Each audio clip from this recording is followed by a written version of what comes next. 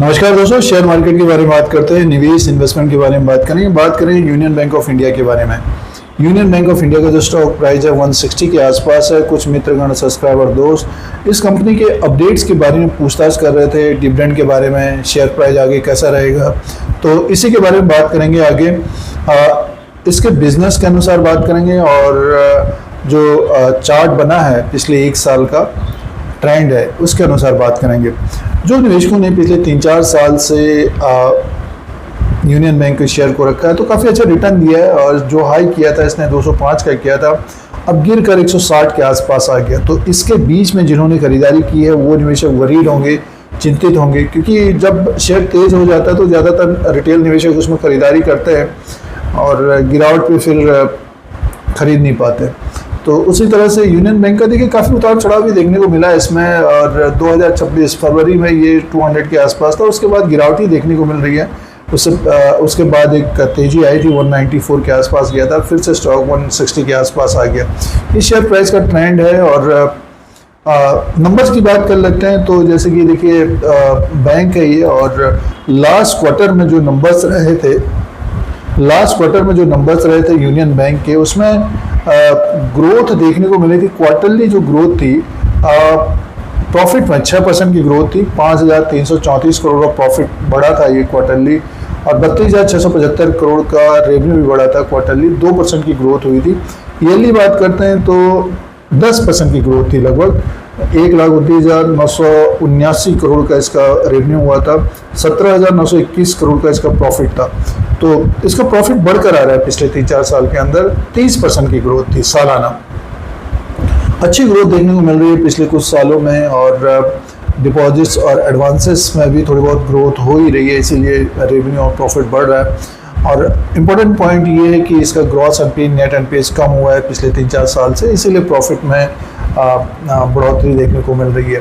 तो ये नंबर्स हैं। और मार्केट कैप जो यूनियन बैंक का है 1,27,519 करोड़ का है, फेस वैल्यू 10 रुपीज़ का, बुक वैल्यू पर शेयर 167 का है, डिविडेंड 3% के आसपास का, EPS 25 का है, और पी रेशियो 6 का है।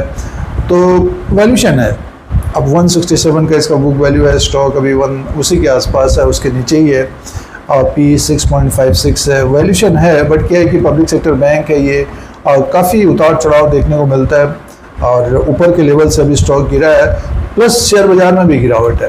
तो ये कुछ पॉइंट है। अब निवेशकों को डिविडेंड मिलने वाला है। जो निवेशकों ने अपने पोर्टफोलियो में शेयर को रखा है यूनियन बैंक ऑफ इंडिया का, तो 5 रुपया पर इक्विटी शेयर के हिसाब से बैंक ने डिविडेंड का अनाउंसमेंट किया था FY 2026 में, और एक्स डेट 3 जुलाई 2026, रिकॉर्ड डेट भी 3 जुलाई 2026 होगी।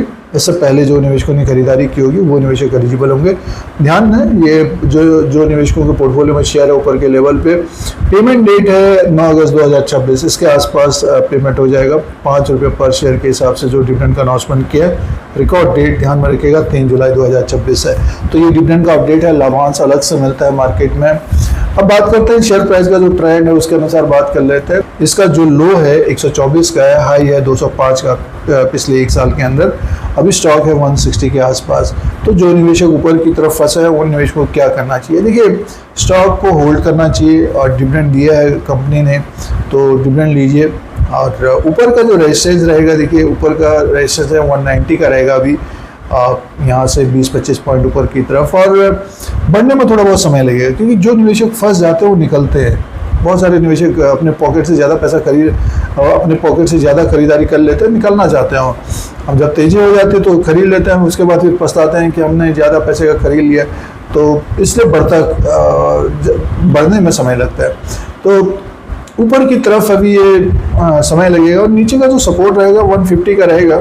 150 के नीचे स्टॉक आता है तो ओवरसोल्ड की स्थिति बनी रहेगी। तो जो निवेशक ऊपर की तरफ फंसे हैं उनको क्या करना चाहिए? होल्ड करना चाहिए, थोड़ा बहुत समय देना चाहिए।